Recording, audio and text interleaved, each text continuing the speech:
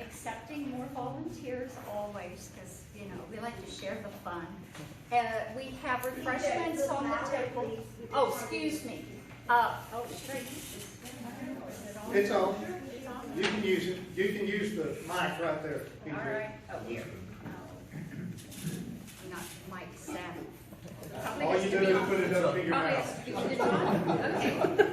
There is refreshments in the hall. You have to hold it closer. Refreshments in the hall. I Don't give up my day job, which is nothing, doing nothing. We have also sign up for Devil's Hollow hikes that Marty Raleigh runs, and there's 3 different dates. They're usually 8 o'clock-ish in the morning. We always give out more information.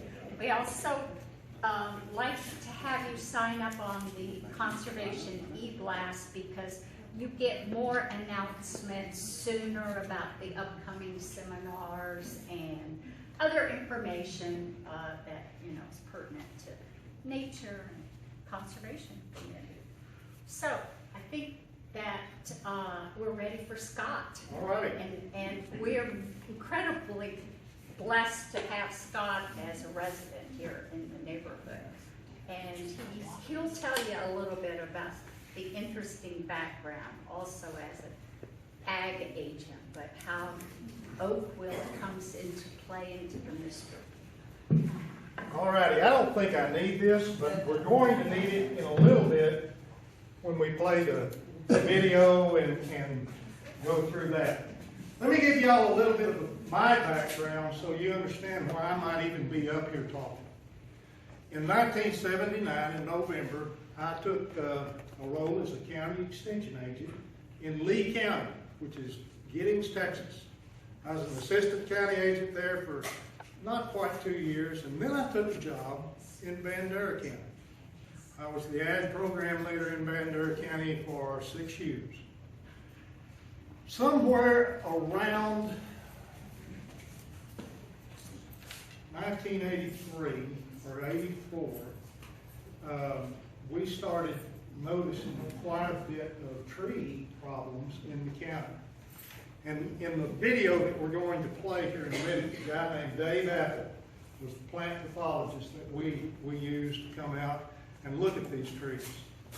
Around that 1984, there's a great big old 10,000 acre ranch called the Kyle Ranch between Bandera and Medina. Dave Apple and I crawled up on the hillside on the Kyle Ranch and took a sample that Dave will talk about in this video I'm going to show you. And sure enough, it turned out to be a fungus called Ceratocystis megacearum. Say that 3 times real fast. And then forget it, because it's no longer called ceratocystis. It's called something else. Scientists do weird things. But anyway, it turned out that that was oak wilt. And how many of y'all have gone from here to Fredericksburg to buy? Do you remember 25, 30 years ago that beautiful little old place called Lukenbach? Yeah. It had these huge, majestic live oak trees that it would take 3 or 4 people to reach around. Those huge, majestic live oak trees now are stumps. Lukenbach was one of the oak wilt centers in the earlier years, and you can go between here and Fredericksburg and on from Fredericksburg back towards Mason and all in the hill country, and you can see active oak wilt centers. But if you don't want to do that, you can go right up the road to Rebecca Creek Elementary School, and as you're passing Rebecca Creek Elementary School, look to the right. There is an active oak wilt center. Okay. In 1987, I moved from Bandera County to Comal County agent. And I was the Comal County agent that unfortunately got to identify the first oak wilt center in Comal County. It was on the Reggie Weiss Ranch down towards Natural Bridge Caverns. And we'll talk maybe a little bit about the mitigation efforts that we made on the Weiss Ranch. I don't know how they turned out because I was yanked out of the county and put on a 25-year trip around the state as an administrator. But the reason I'm here tonight is because I did quite a bit of oak wilt work down through my career as a county agent in Van Buren and Comal County. Okay, let's start with the presentation tonight with a JT. Lost your desk. I don't see the envelope yet. Okay. Scott, you need to cast again. Yeah, I need to get out of what I'm in. Lost my cash.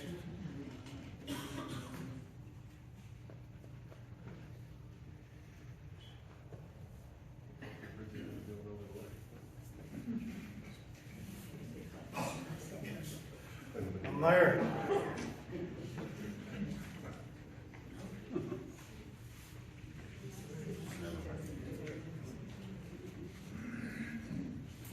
All right, this is about a 5-minute video that kind of explains, if you will,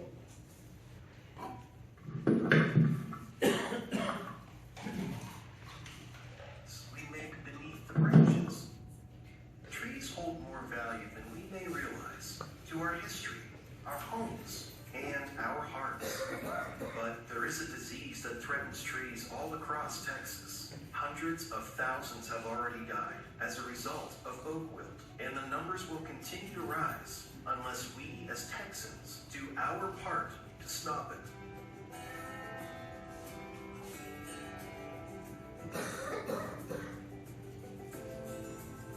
The relationship between trees and people goes back a long way. Certainly throughout all of recorded history, people have extolled the virtues of having trees in their environment. Trees actually improve the environment that people live in.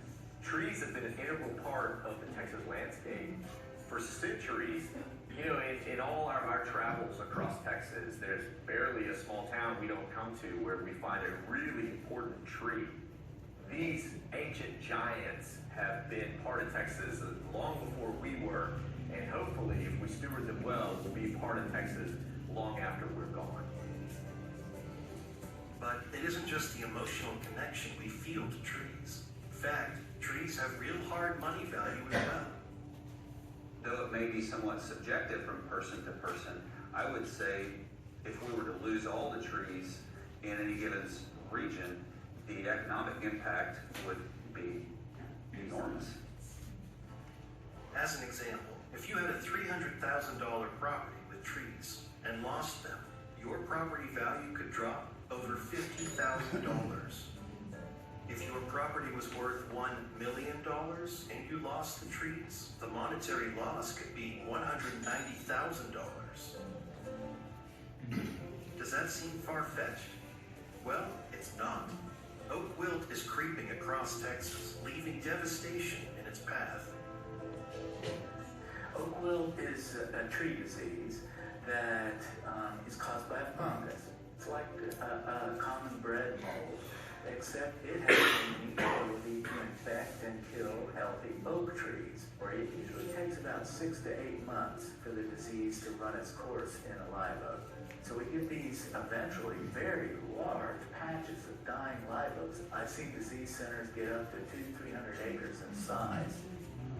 From a seller perspective, what I would say about oak wilt is it's a question that if it comes up, you're going to have to address.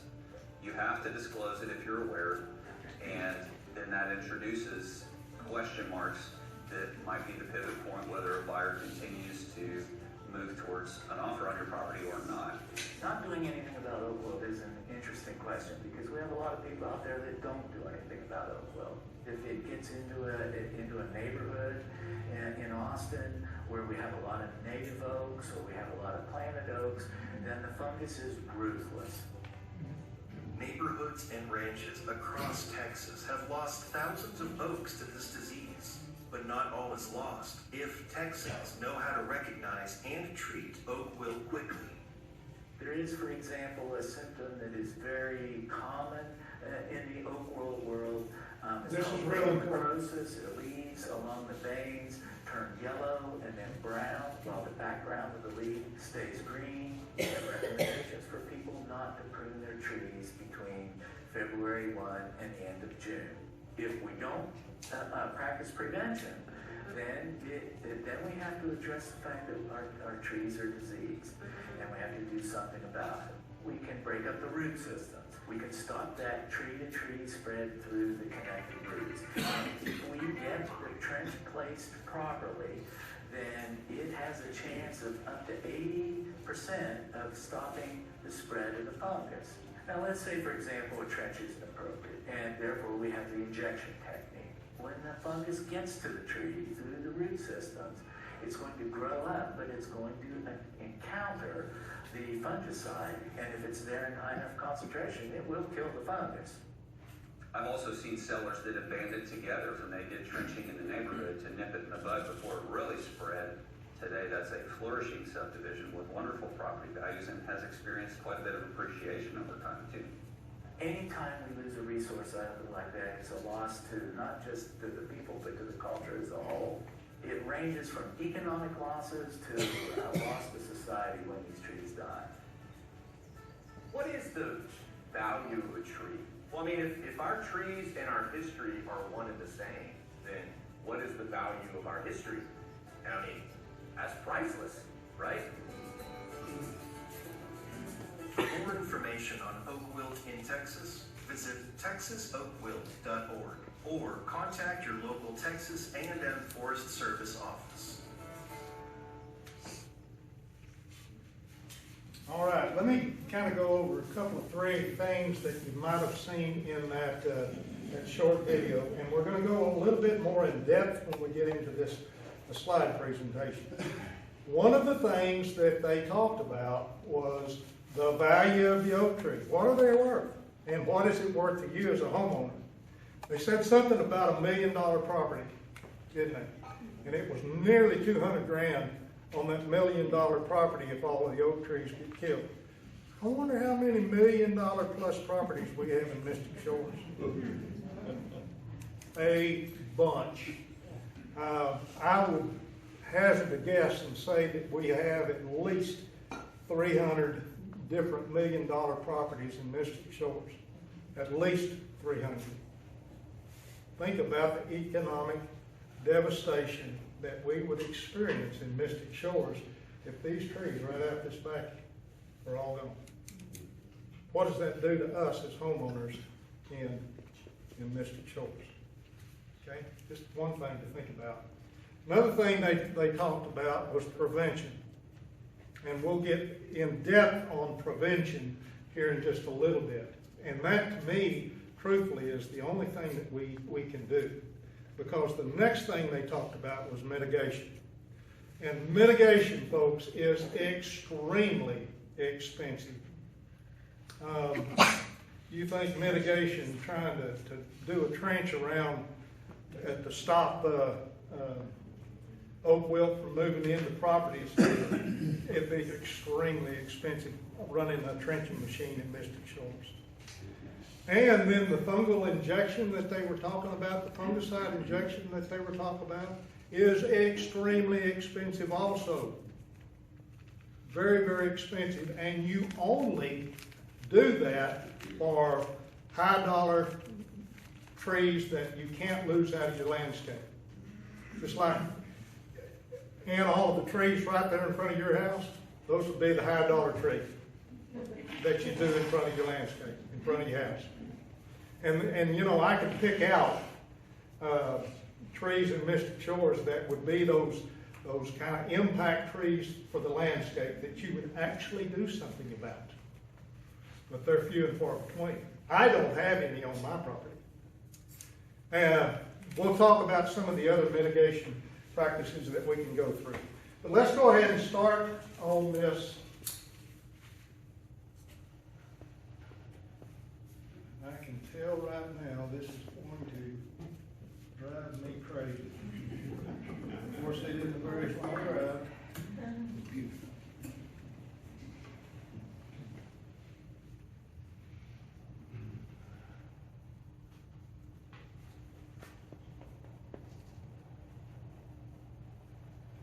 All right, I'm going to tell y'all up front that I stole this presentation shamelessly from the Texas Forest Service. I reviewed it in depth, and they do a very, very good job covering all the points. Actually, Texas Forest Service, and we've got an office in New Braunfels, and then we've got an office in San Antonio, would be the agency that would be responsible for doing education about oak wilt and then treatment of any of the oak wilt. Okay?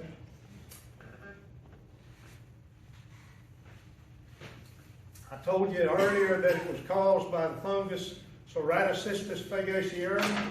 Well, they've changed the name to Brightzelia fagacearum. Same thing. But what it is a vascular pathogen of oak trees. Let me kind of explain a little bit about the vascular structure of an oak tree. You've essentially got three pieces to an oak tree. If you cut into an oak tree, you're going to see three pieces. Number one piece is a very, very, very thin layer of cells right underneath the bark. And that's called the cambium. The cambium layer does two things. It produces more bark going out this way and more whitewood going this way.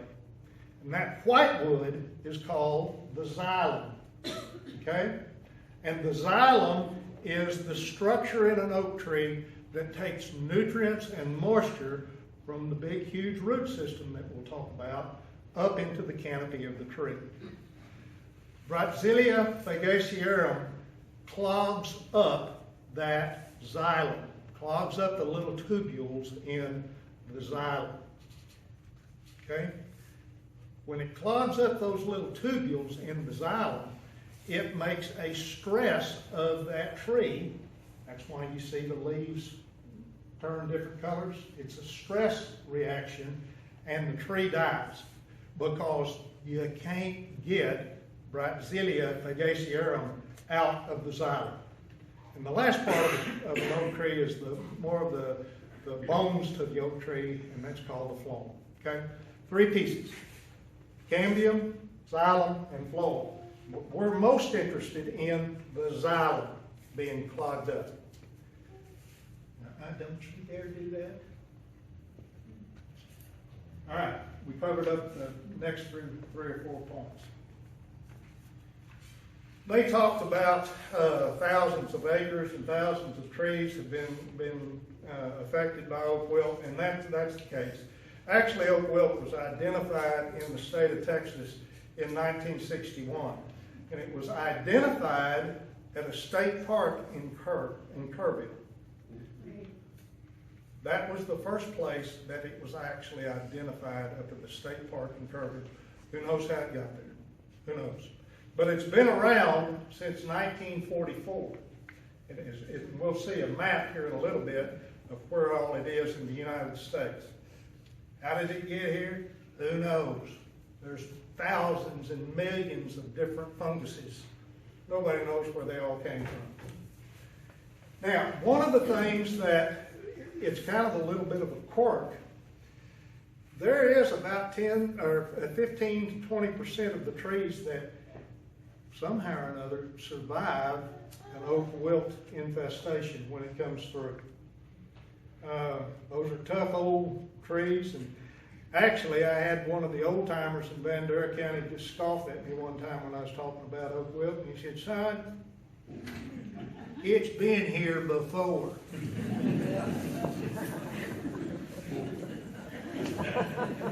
He's probably right. His name was Ray Mansfield. Y'all, how many of y'all are roping enthusiasts? I don't have any ropers in here. There's an old cowboy named Toots Mansfield that was the cowboy champion roper for many, many years ago, and Ray was his little brother. This is the map of oak wilt. As you see, it's right up through the central part of the United States and a big chunk of Texas. Where's that big chunk of Texas? Right on top of us.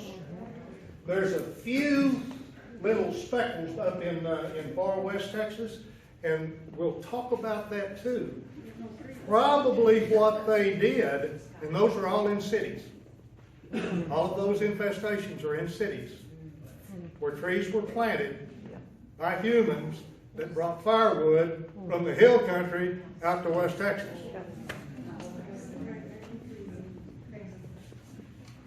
There's a little bit more of a map of where it is in Texas, and you can see there's Potter County, there's Lubbock, there's Odessa, Midland.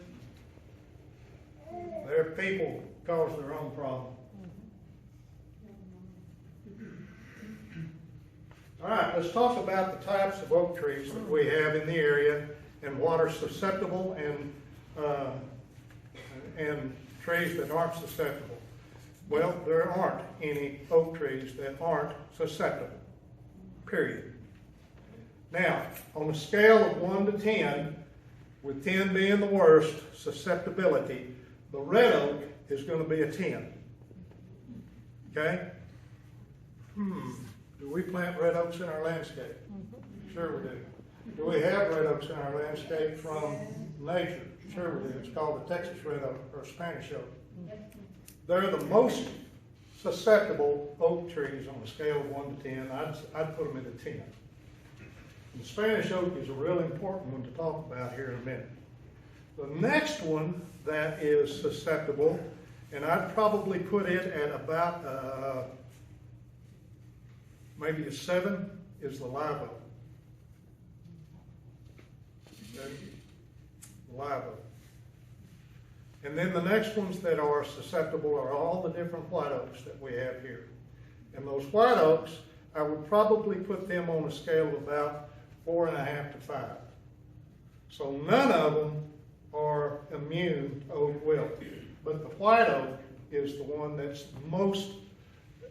is the least susceptible to the fungus. And there's some reasons for that.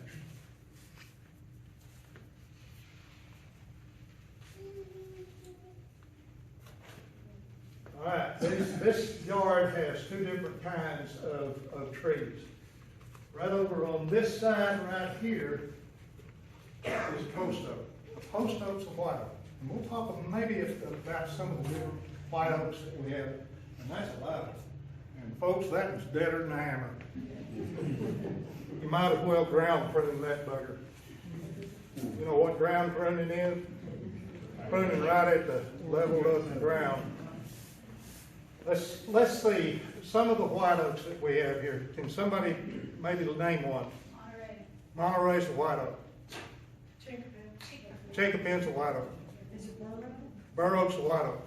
Lacey Oak. Lacey's a white oak. Those are the most resistant oak trees that we have. Okay? And I would plant them. I would plant them. What are the kinds of red oaks that we plant in the landscape? Texas red. If you can find it, you can plant a Texas red oak. But most of the times, nurseries are selling us an eastern red oak that really and truly doesn't do too good in the landscape anyway, so you ought not plant it. I saw 3 or 4 of them on my walk this morning that are just as yellow as a bottle of mustard. So there's the Schumann and the Buckley. Schumar's a red oak. Is It's that not the one. Texas one or is that the No, East? Okay. that's the that one eastern. you're not planting. I wouldn't plant it. Okay. I really and truly would. There's how many of y'all are familiar with blackjack? Okay. Blackjack oak. Blackjack oak is a red oak. So don't let anybody try to talk you into planting blackjack. I went too fast. All right. How is oak wilt spread? Oak wilt is spread in 3 different ways. okay? Number one, and this is how it's gonna get into your white oaks and to your live oaks most often. It's spread by damage. Spread by damage. Storm damage, equipment damage, building houses damage, and then self-inflicted wounds by yourself when you go and prune trees and don't treat it. Damage. Number two is it's passed by, y'all look out the window, and every tree that you see out there is a monoculture of live oak, correct? Every one of those trees from way over there to way over there are connected underground with roots. Connected underground by root systems. We'll talk a little bit about how fast that goes from tree to tree. Normally, in about a year's period of time, it can travel somewhere around 75 to 100 feet. So an oak wilt center, that tree's got it. Those trees right there are going to get it. That tree's got it, those are going to get it. Because it's probably already under the ground in that root system.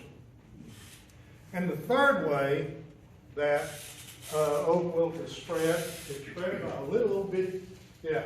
See that dime? Those two little dots under that dime are called nitidulid beetles. Nitidulid beetles. What will happen is the Spanish oak that we've got gets boogered up by a storm, and it has a raw spot on it. And that raw spot may have a nitidulid beetle come and feed on the sap. Here over the winter, and that nitidulid beetle's got fungus on its back. Here during the winter, that tree is going to develop a fungal mat. And I promise you, the way that fungal mat smells, it smells like sweet rotten apples. Rotten apples. And that attracts more insects. Those nitidulid beetles that come feed on that fungal mat go to that raw spot that was just made by the construction equipment on that oak tree, or the storm damage on that oak tree, or your pruning damage on that oak tree, and they feed on that sap on that oak tree. That is the new epicenter of an oak wilt infection. So there's three ways. It's kind of a vicious circle. Sap beetles, oak tree, live oak, underground, all of this area out here is dead. Those are the three ways. Sap beetle, fungal mats, 1. Raw wounds, 2. Underground, 3.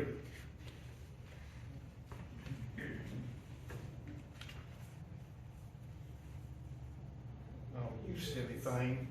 I'm gonna have to talk faster, huh?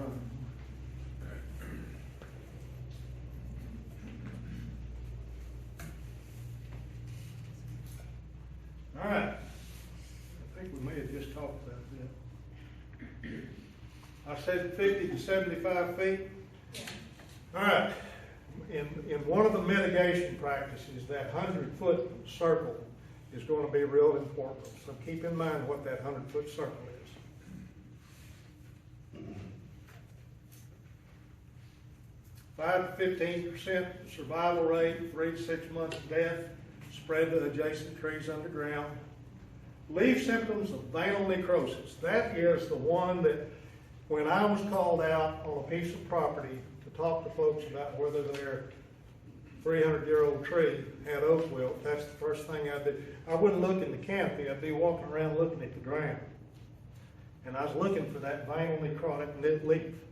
Because if I found that veinal necrotic leaf, the next thing I said was that tree's dead. 99% of the time, that tree's dead. And they might as well ground prune it. How many of y'all have been to Land Park in New Braunfels? Have you walked around in Landa Park and seen the 350-year-old tree?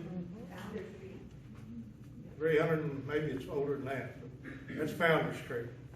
Can you imagine what that would do to the people of New Braunfels and Comal County if that one got it? I saw one that was they called it the reunion tree on the Speedy Hicks Ranch in Bandura County. And they had done everything in their power to mitigate to stop that tree from getting it. The reunion tree finally got it. Finally got it. Speedy Hicks was one of the Hicks family was one of the founders of the county many years ago. But anyway, I don't know what I'm going to do about that. I'm sorry, folks, for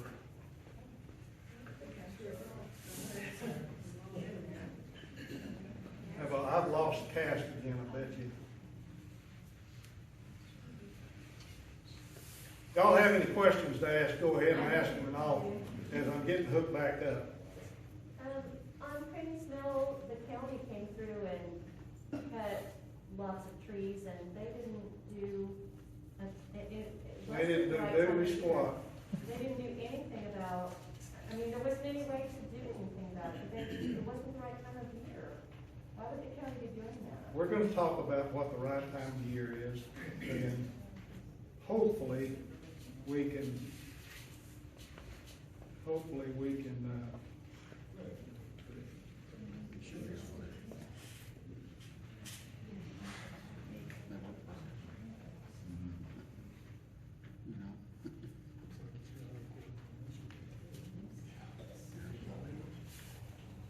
All right, here's some of the other leaf symptoms. And they're a little less common, but these are the leaf symptoms that I found over on 306 right there near the school. I found this burned marginal necrosis. I did not find any of the veinal necrosis. I did find some leaf or vein banding. Vein banding is just the opposite of veinal necrosis, where the tissue around the veins kind of leaches out and turns yellowish or brown, but the veins remain green. Veinal necrosis by far and away are the most prominent symptoms that you're going to find.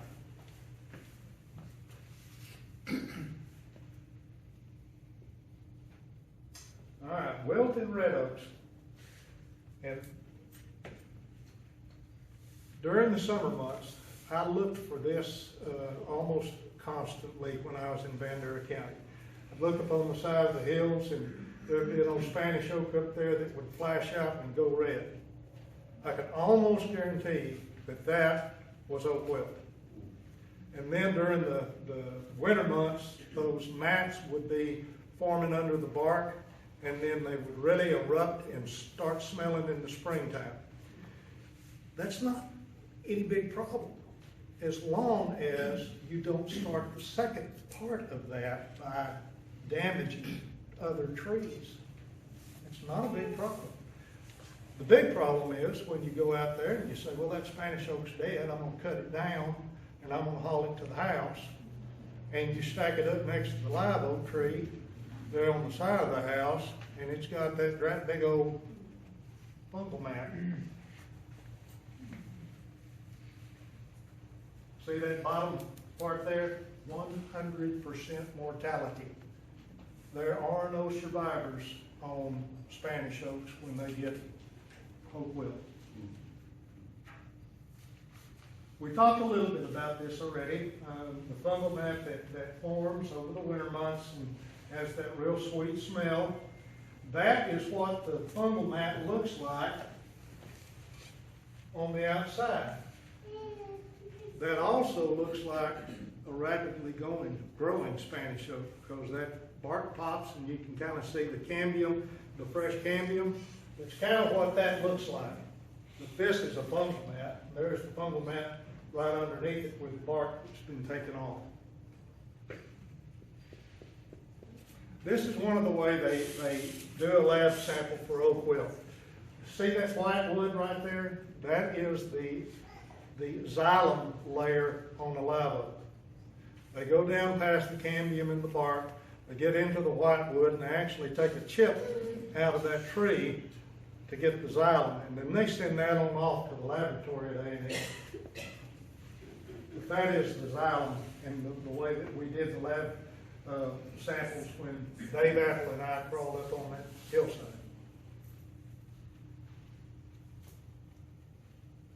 What does that say? No cure. There is no cure. Management, yes, but there is no cure. Once it gets into a subdivision, once it gets into an area, it's very, very difficult to stop. 4 keys to the management: prevention, plant other trees, trenching, fungicide injections, and we'll talk about each one of those. Prevention. Don't prune during the wrong time of the year. I'm going to tell you that the only time to prune trees is when it's absolutely the most uncomfortable. When you're out there freezing to death. Dead of winter is the only time that I do any kind of pruning. Okay? This presentation is going to say that you can also prune dead of the summer because the insects aren't moving too much. No. Dead of the winter. Only time. And when you're pruning, use your own equipment that you know is sterile. Okay? And as you prune a limb off, you have wound paint, and you paint that wound. I don't care how big or small that wound is. Some people will say, well, you don't need to treat anything under an inch in diameter. That's wrong. You need to treat everything. Everything. Everything that you trim off of that oak tree, you wound paint. Wound painting it's kind of a catch-22. While wound paint is very, very important, it also slows down the healing on the tree. But what you're trying to stop with the wound paint is the attraction of that nitidilid beetle to that raw spot. Okay? The attraction of the nitidilid beetle to that raw spot. So treat everything. Now, the only time that I'm going to prune during another part of the year, besides the dead of winter when I'm most uncomfortable, is when I've got storm damage. And when I've got storm damage, I am out there just as soon as the storm's gone. And I prune and then treat immediately. I prune back to where the storm damage was, and then I treat immediately. That's the only time that I prune. Any other time during the dead of the winter. Sir, Yes, sir. what do you use for wound paint? There's a variety of different wound paints that you can buy at Home Depot or Lowe's or any of those, and it's specifically made wound paint. Is that black? Yeah, that's black asphalt. Pruning seed? Pruning seed, yeah. Okay. You can also use orange shellac, and in fact, that's what the old timers used for pruning paint was orange shellac. The key to it is it's stopping the attraction of that wound to the nitidilid beetle. Plant some other trees, other varieties of trees, and there's a number of good varieties of trees that are more resistant to oak wilt, or oak wilt they don't really care about it at all. Cedar elms, those are beautiful trees. They make a nice yard tree. Cedar elm has no problem with oak wilt. Chinese pistache has absolutely no problem with oak wilt. The white oak species that we can find anywhere, all of those are deciduous trees, right? The white oaks are all deciduous trees. They make a good replacement for oak wilt infested areas. 2 reasons. They don't really form grafts of the live oak. They don't form any grafts underground to the root systems on live oaks. So the thing you have to do, or the thing you have to not do, is make damage to that tree. Trenching, extremely, extremely expensive. We'll get to we'll talk a little bit more about trenching, I think, in the next slide, and then fungicide injections.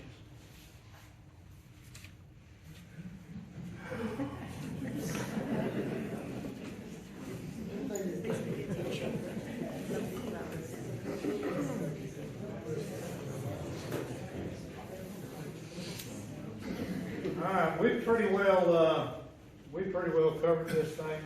I said immediately paint all pruning cuts and other wounds, oak trees. That's pretty much it.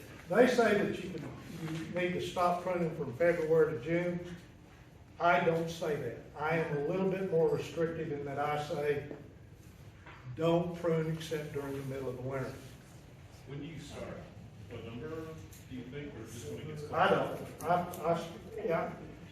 I commonly will do, we normally have a good cold snap sometime in December. Yes. After that, but January is my target month. Now, I really and truly wish that this wasn't even in there, but what this says to do is if you're dead set on bringing oak wilt infected wood onto your property, cover it with clear plastic, because it will bait the jeepers out of two things, insects and that fungal matter. The oak wilt fungus is actually very, very susceptible to heat. It's very susceptible to heat. It doesn't last hardly at all after things heat up. It shows you what to do with red oak wood, and then it says don't ever use it. Yeah. Why is that, Scott? What? Never use it for firewood. Well, because of what we talked about, the folks out in far west Texas bringing red oak firewood out there. And what they were doing is they were bringing a fungal mat. Sure, yeah. That's what there's nothing at all wrong with using red oak wood as firewood, as long as it's cured and that you don't have that stuff there on your property right after it's died from oak wilt. Okay? So Scott, the problem is the storage of it, not the burning of it, basically. Yeah, the storage of it. Right. What we're going to do to store it, if we're going to use red oak wood, we're going to cut that red oak wood and we're going to leave it out there in the field in a stack under the hot summer sun for at least a year. Let it cure out there in the field.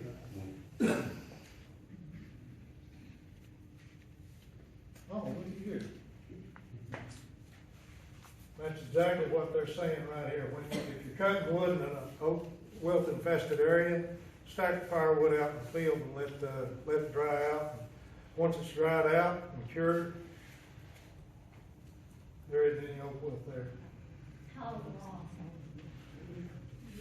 I would say that if you could season your firewood out in the field, normally about a good year on live oak, split wood, it takes about a year and a half to season live oak to where it's really and truly dried down to about 10%.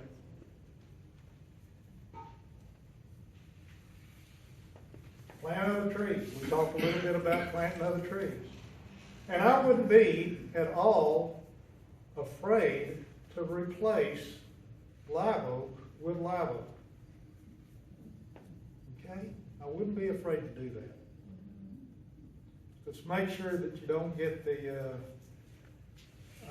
old Quercus virginiana, that's the Gulf Coast live oak, because they don't do quite as well as our hill country live oak do. That's a different species. Yes, ma'am. Scott, if you have to replace one that has been infected, how long do you have to wait before you put another one there in that site? Well, just think about it this way. If you go ahead and replant with a live oak after an oak wilt infestation, you're going to have a number of years before, gosh, maybe I ought to back up one step.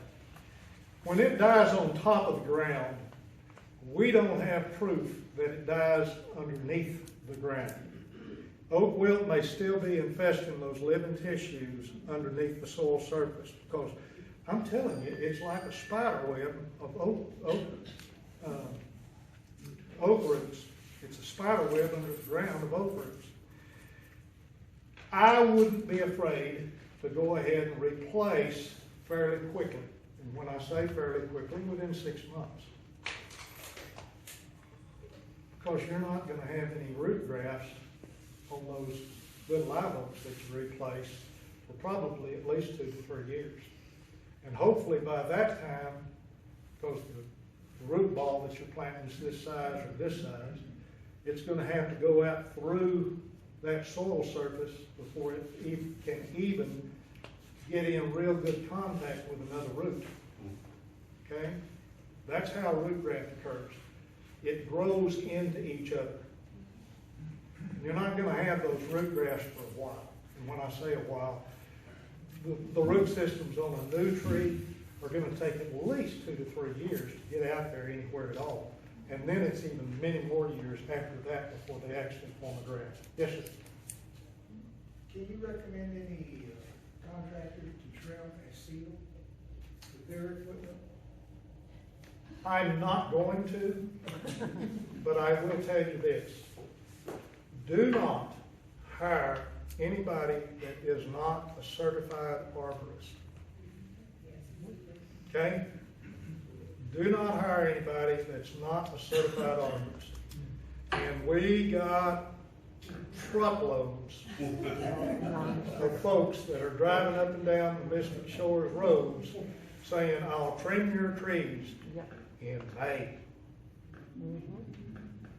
Don't be my neighbor and trim your trees in May. I was at a property yesterday in Mystic Shores on Grosbeak, and lo and behold, he did a beautiful job, but he's been trimming trees for months, live oak and everything else, right there on Grosbeak. We don't have any oak wilt in Mystic Shores now, but we could. We sure could. So, Scott? Yes, sir. I mean, totally on board with you, but what do you do with the person who just bought the lot and they're ready to build? And their builder's gonna be out there and their, land cleaning is going to be out there. One thing that we need to do, and if you're gonna have to take out oak trees for the build site, take out oak trees. Just be sure that you don't damage the other oak trees around. And if they do damage the other oak trees around, make sure there's some pruning paint available. If you're gonna have to take an oak tree out, take it out.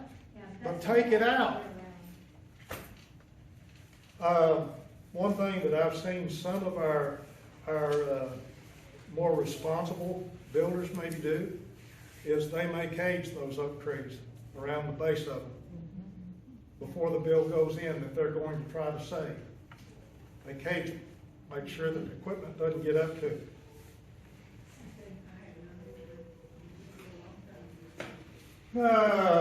We're going to move on. We've talked about some of the other kind of oak trees. All right. This is a real important slide. That orange tree depicts the oak wilt in that tree. You trench if you're going to, and remember it's extremely expensive. You trench at least 100 feet out from that disease center. Wow. 100 feet out from that disease center. Why do you do that? Why do you do it? You break the roots. And remember, that oak wilt travels 50 to 75 feet every year underground. You go out 100 feet hoping that it didn't get out that far. Got deep.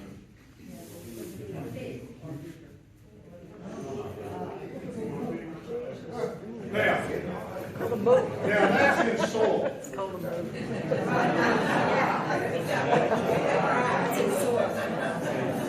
That's in soil, folks. We don't have soil in Mystic Shores in lots of places. But the oak tree, the live oak root systems are probably anywhere from 18 to 24 inches deep. Now, they are extensive. They are extensive.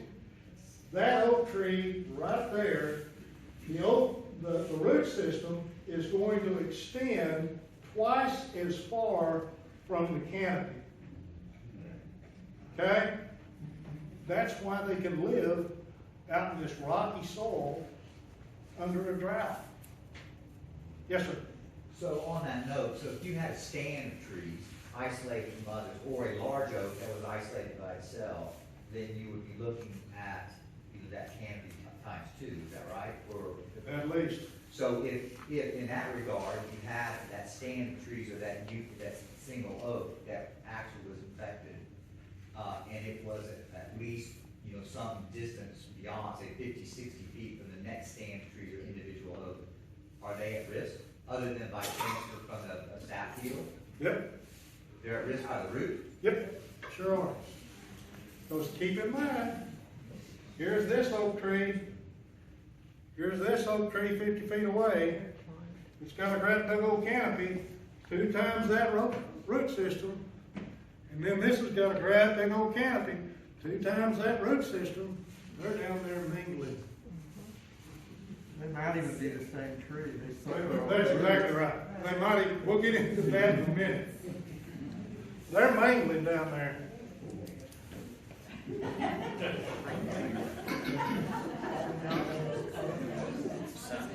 I kind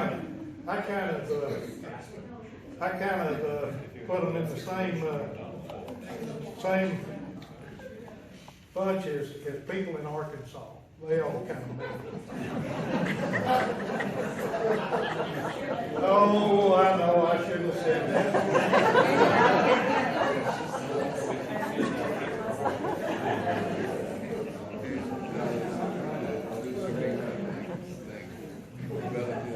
Nobody's from Arkansas, are they?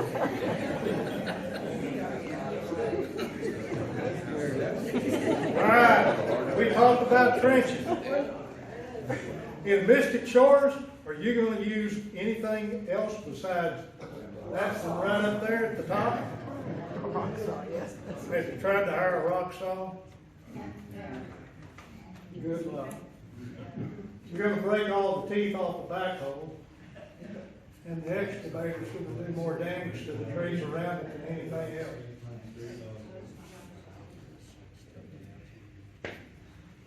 Fungicide injections. We'll talk about the fungicide injection, and then again, it is only for those high dollar, expensive trees in the landscape that you definitely don't want to lose. It's a product that's called Alamo, and it has been around for 30 years. When I did a demonstration on oak wilt, and a program on oak wilt in New Braunfels when I was the county agent here, we had 300 people show up at that thing. And we had to split it up into 2 groups to where we were doing the classroom part to half of the group and then the field part to the other half of the group. And the field part of it was an actual demonstration on injections. Injection does not stop transmission of fungus. What injection does, it stops movement of that fungus up into the xylem. Consequently, you don't have the tree death.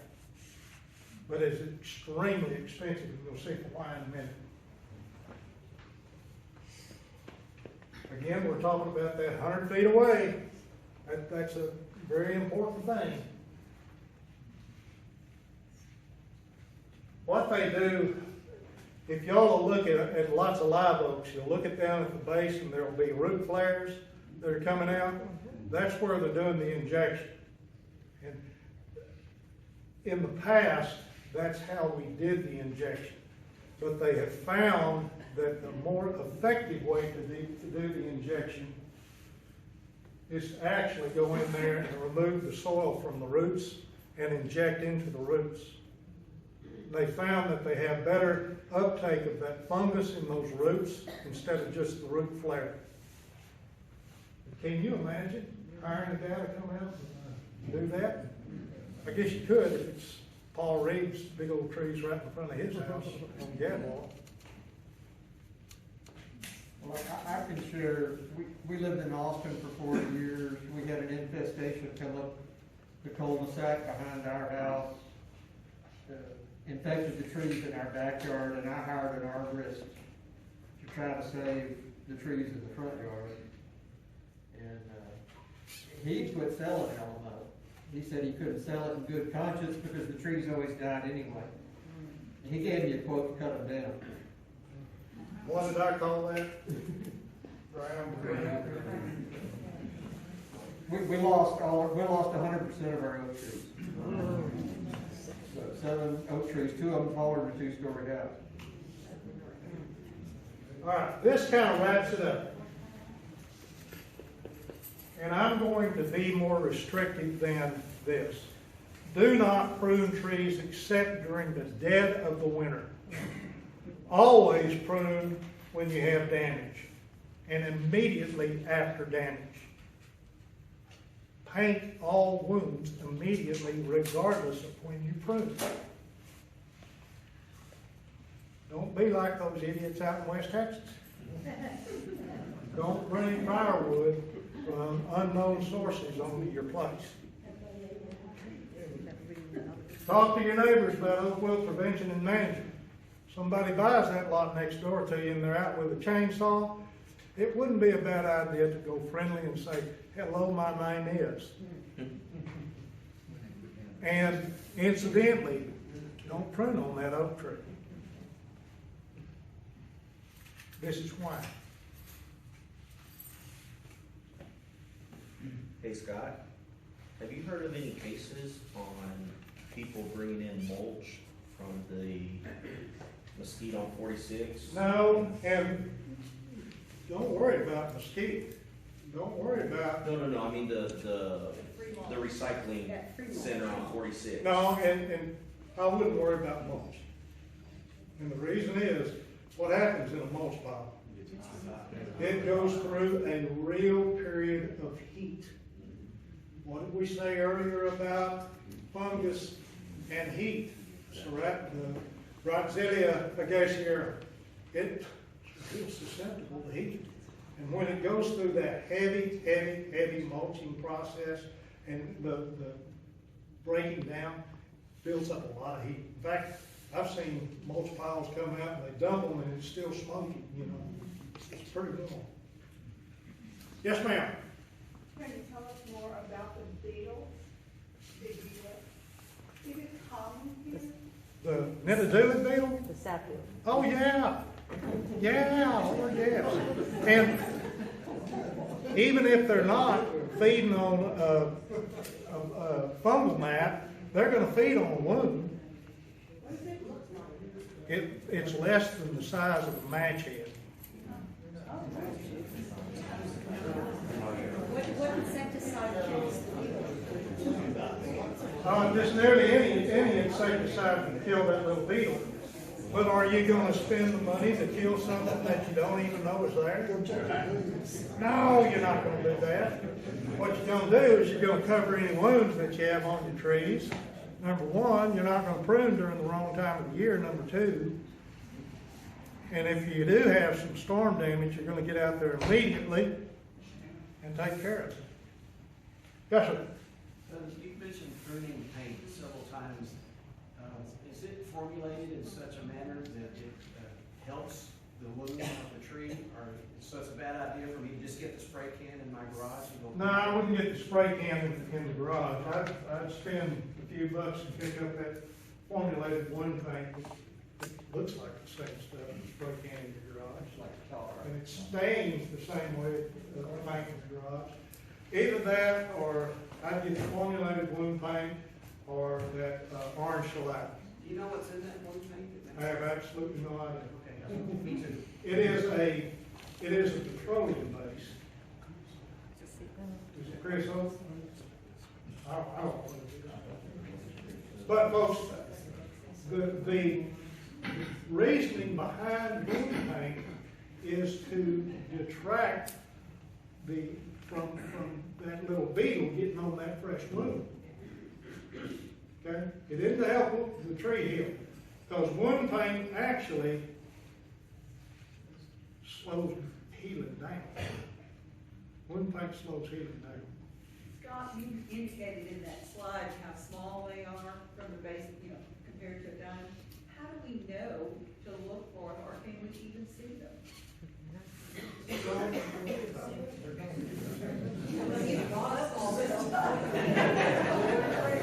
Don't worry about them being out there. They're out there. Okay. They're there. But don't worry about don't worry about them being out there. Yes, sir. You talked about the center by Rebecca. Yeah. Is anybody doing anything about that with mitigation containment? No, but I'm gonna tell y'all a funny story.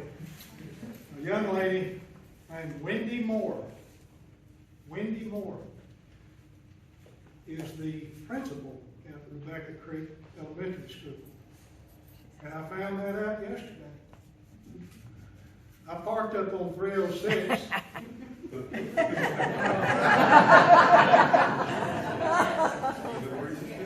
And I walked into that Oak Wilt Center. And I walked all the way down, there's looks like a microwave tower over there. And I walked all the way down to that microwave tower on that new road that was put in. And it just so happened the first grade teachers were out there with their kiddos at recess. And one of them ran straight to the office and reported that there was a strange man. Well, Wendy Moore isn't that tall. And she isn't as big as a drink of water. And she and a maintenance guy came running out there. And about that time, I was actually getting back in the truck, and they were whistling and hollering and saying, "Get back over here!" And I went back over there and I said, "You must be the principal of Rebecca Creek." And she said, "I certainly am." But I said, "Well, tomorrow night, I'm going to be giving a presentation on Oak Wilt, and I had heard that this is an active center right over here, and I wanted to see it myself." And she said, "Well, I knew you were looking at the tree." So the infestation is on school property? No, it is not. Where is it? Whose property is it on? I do not know, but I can tell you where it is. But here's the bottom line to me. Who is responsible for it? The landowner of those trees? Is our community gonna do something? I doubt very seriously our community is going to do anything about it. And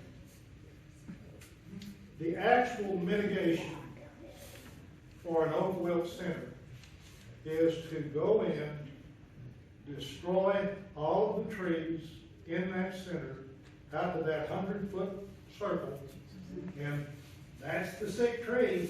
That's the 100-foot circle out here. We're going to take everything inside that 100-foot circle. Well, we don't even know if the property owner knows. I have no idea. I have no idea. And so we're due. The only, not necessarily. Not necessarily. Between that Oak Wilt Center and Mystic Shores, what is there? A whole bunch of school property. And in that school property, they have just great big single live oaks out there. From my perspective, when I was over there, nothing is within that 100 feet on that school property. And then what do we have between that Oak Wilt Center and the property that isn't Mystic Shores but butts up next to Mystic Shores? Let them have it. No, but we've got 2 bar ditches and a great big road.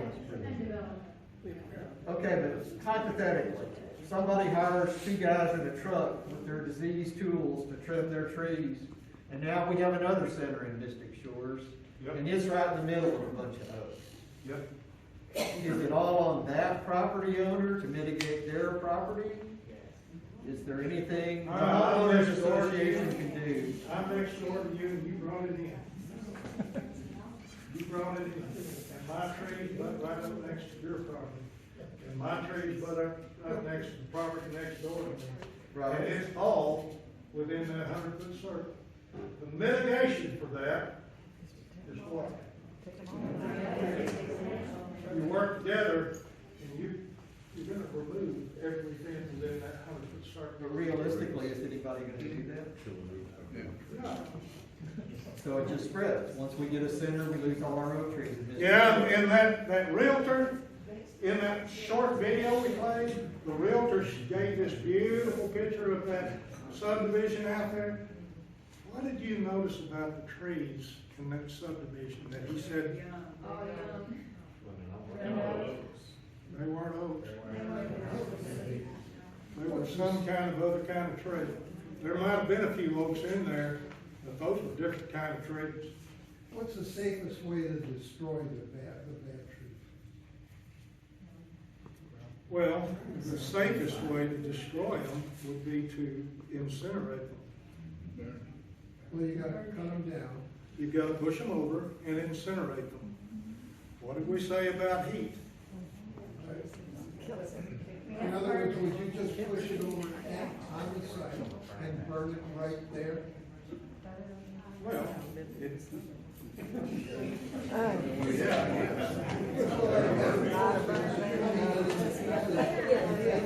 I wouldn't cut it in pieces. I'd cut it in small enough pieces to burn it.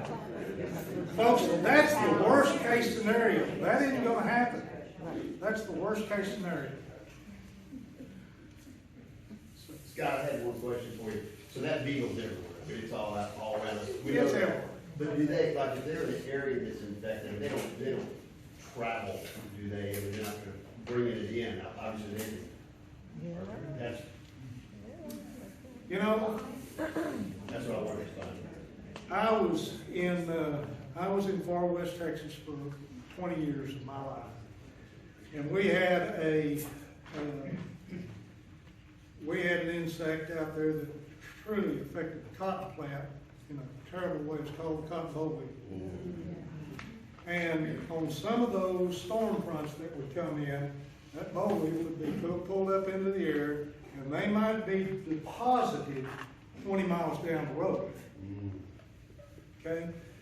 The knitted beetle is even smaller than the boll weevil. The knitted beetle flies much like the boll weevil, but the knitted beetle can be picked up in some of these big storm fronts and moved. Keep in mind, there's a number of things that have to happen for that knitted beetle to be a carrier. They have to be on that Spanish oak fungal mat feeding and go from that Spanish oak fungal mat over to a fresh wound on the live oak. We're making it sound like that's a real occurrence that's going to happen all the time. It really probably isn't going to happen all the time, but that's how it gets spread. Yes, sir. Is oak wilt going up, the trend, kind of in our area, or is it declining? I can't answer that. I can't answer Does that. the county have any programs to monitor it?